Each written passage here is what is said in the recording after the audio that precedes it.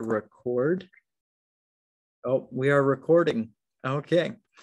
So open up your notes. We're going to go whiteboard, share.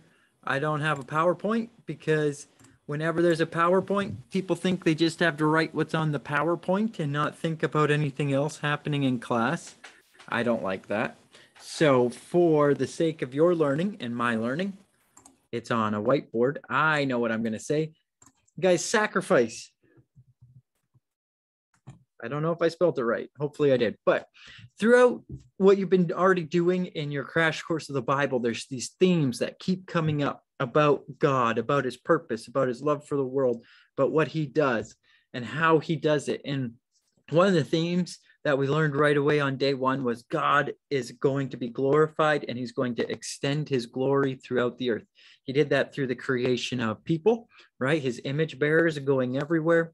He does that when he calls Abraham. He says, I'm through you, all nations are going to be blessed. Through you, all nations are going to be brought back to a relationship with God. And so he's got this purpose in line of extending his glory.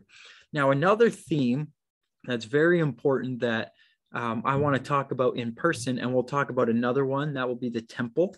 But today is sacrifice, is the atonement for wrong. So sacrifice is when somebody or something does something or takes the price or the punishment for someone else. So or takes the brunt. So your parents are very sacrificial when they give up of their own careers or things like that to take care of you or to come to your basketball game. They're sacrificing something for your good, right?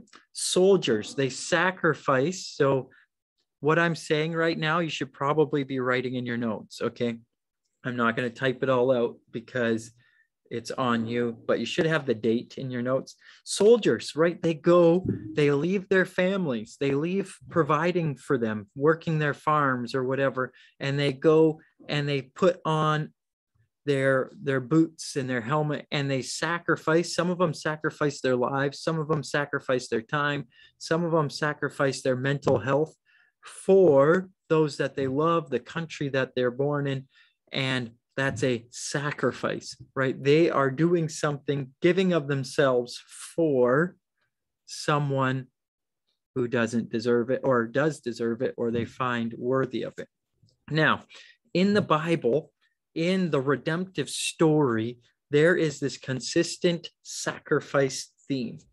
Cain and Abel. Cain killed Abel because God found his sacrifice, his offering, as more desirable than Cain's. So what did Cain do? He killed him. First murder in history. Okay, right there. What's going on? Why does it matter? And so for that, we need to understand right back at the beginning of the sacrifice is the fall. Okay. When Adam and Eve ate the apple or whatever it was, some fruit, they disobeyed God. And the punishment for that sin, right, is death. Did they die immediately? No, but God promised that they would, right? They lived for a really long time after, but they sinned, and our sins are so bad, okay? Being disobedient to God is we deserve death. That's for every sin. And so just so you know, like, if you think that God is holy, which he is, and if you think that you can do enough good things to outweigh your bad, that you'll go to heaven, you have a very wrong view of how holy God is. Because God is so holy that no sin can come into his presence. Does that make sense? So that means that one of your sins is one too many. And if you think you, being a human, can do enough good to get to God, that would mean that you're saying, I am good enough to be God, because only God can be good enough. And so in religion, we call that blasphemy. That's when you're claiming to be God. So if you are in class today thinking that you can be good enough on your own to outweigh your bad and that you're actually a good person or good enough for God, then I would say across the board, doesn't matter where you come from, what religion, you are being misled, because if God is so big, so holy, and we've learned throughout his word, right, that no sin is acceptable in his sight, then by saying you can do enough to be acceptable is blasphemy that you're claiming to be God. So with that aside, we get to sin is death, right? The fall of sin, the punishment is death. What happens? And so we learn in these next chapters of sacrifice. When Adam and Eve sinned, God killed animals to cover up their nakedness, right? When Abraham was going to the mountain, right, he sacrificed a ram. Why? What was it doing? Was it proving to God that we loved him? No. For sin, there must be blood, okay? For every sin, there must be blood. I know that kind of sounds weird and wrong, but for every sin that you commit, there must be death. There must be something that pays the price, or someone. And so before Jesus, before the gospel, which is the good news for sinners, there was the method called the Old Covenant. The Old Covenant was you had to, once a year, bring animals, right? Cows, sheep, whatever, cows, sheep. And you would put your sins onto this animal that doesn't deserve to die for your sins, basically. Does that make sense? The whole sacrifice, as you're reading the Old Testament, what's going on is the sins of the person who owned them gets put onto this animal, and the animal is killed, and the blood gets sprinkled onto the altar. Okay, basically it's showing God that the sins of that person have been paid for, and they're on the altar. Now, the crazy thing is, as soon as you would leave the temple, the next thing you did that was sinful, you're no longer paid for, right? That animal died for the sins of your past.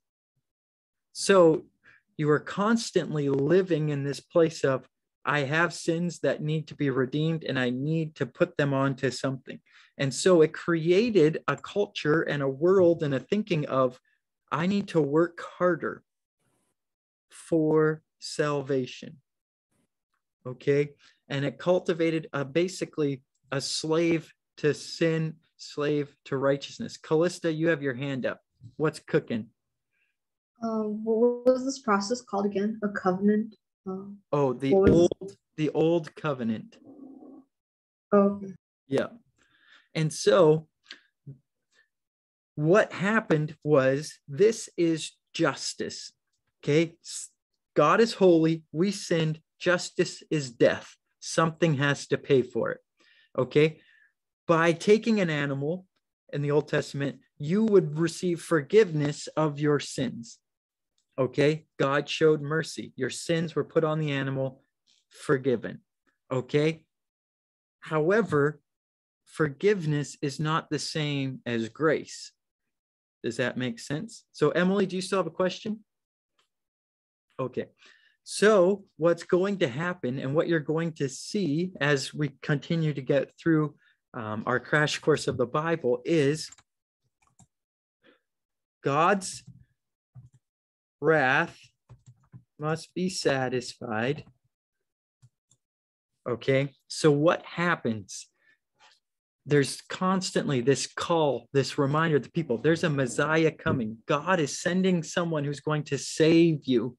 Now, at the time, everybody thought it was from their biggest problem at the time. That biggest problem was Rome. We need someone who's going to march in with an army, conquer Rome, and give us our land, our temple back to love God. Now, we are kind of in the same place. A lot of us think our worst problem right now is COVID, right? All those kinds of things, or social media influencer. I'm not there yet. That's my biggest problem. I need help with this. But just like today and back then, their biggest problem was their sin. Their sins are so many before a holy God that there's no hope for them. And so God says, I myself am going to save you. God knows the law. He says, something innocent has to die for the sins of all.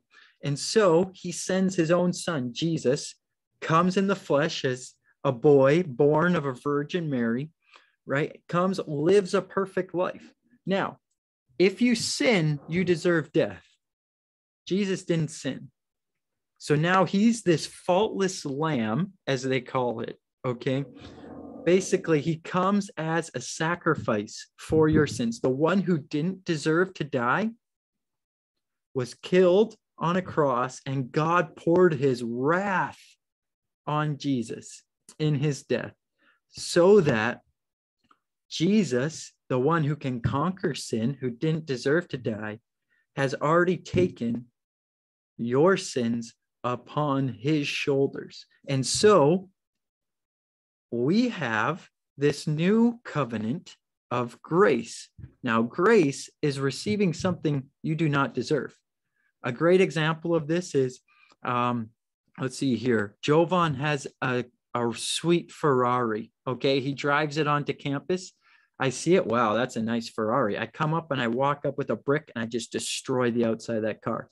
Justice is, I need to pay for that, right? And I probably can't pay to fix it. Mercy or forgiveness is, Jovan says, you know what, Mr. Chris, don't worry about the broken windows and paint job. I'm going to have them fixed. You just go your separate ways. We'll see you later, right? Everything's made right. Forgiven. Now, grace is, Jovan's like, Mr. Chris, I'm going to fix this car. I'm going to make it as brand spanking new again. And instead of me keeping it, I'm going to give the car to you. I don't deserve that, right? I don't deserve Jesus to come to earth. I don't deserve him to forgive me. And I don't deserve him to give me heaven when I die. But that's what happens. That is grace. And so by us, people, he says, repent, say, God, I know my sins and I'm sorry. And then put your trust, saying, I know my sins are great, but I know Jesus paid it all. And my hope is that Jesus died on the cross for my sins. The sacrifice was paid. And now I will be with God forever. And that is the gospel. That's the good news of Jesus. And so by Jesus taking the wrath and your punishment, imagine you're being judged for your sins, right? That's Jesus standing where you're supposed to stand, and all of your lies, cheating, swearing, everything is put on Jesus, and he's found guilty of it, and he receives death and hell. And he goes. And you, in the throne room of God on Judgment Day, are seated where Jesus is supposed to sit. And you have his righteousness because he took it all for you. And that's what a sacrificial lamb does. That's what sacrifice is. And that is why there's a Christian school that you go to. Every teacher has said, you know what? My sins are so many, I can't earn my way to you. And so I say, Jesus, I put my sins on you and I need your righteousness. And they put their hope in. And that's what makes a Christian different than anybody else, is not because they're better, but because they have a sacrificial lamb that was perfect. And so that is sacrifice. Next time we'll talk about temple. Okay. Do you guys have questions? If you have questions, this whole concept of sacrifice and the lambs and things like that, we will talk about more later. But it's a theme that goes throughout the whole Bible, is sacrifice, God's holiness, and us needing to be made right with God. And then it ends with Jesus doing it, making us right with God. And that's why when people say there's freedom in the gospel, it's freedom from sin, not freedom from problems or freedom from poverty. It's our greatest problem is that we're sinners. So that is whatchamacallit,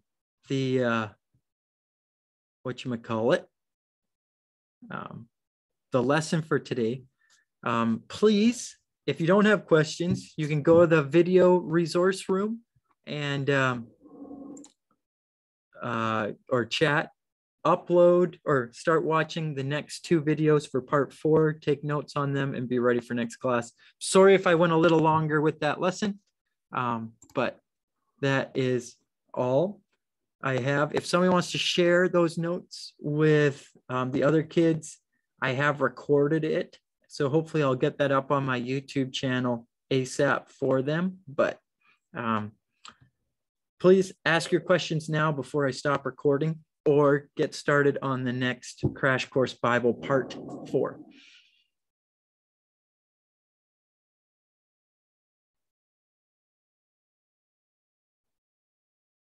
Nobody has a question? Asia, no questions? Jovan? Farah? Cha-Cha? Nothing? Diera? Okay, I'm going to stop the recording.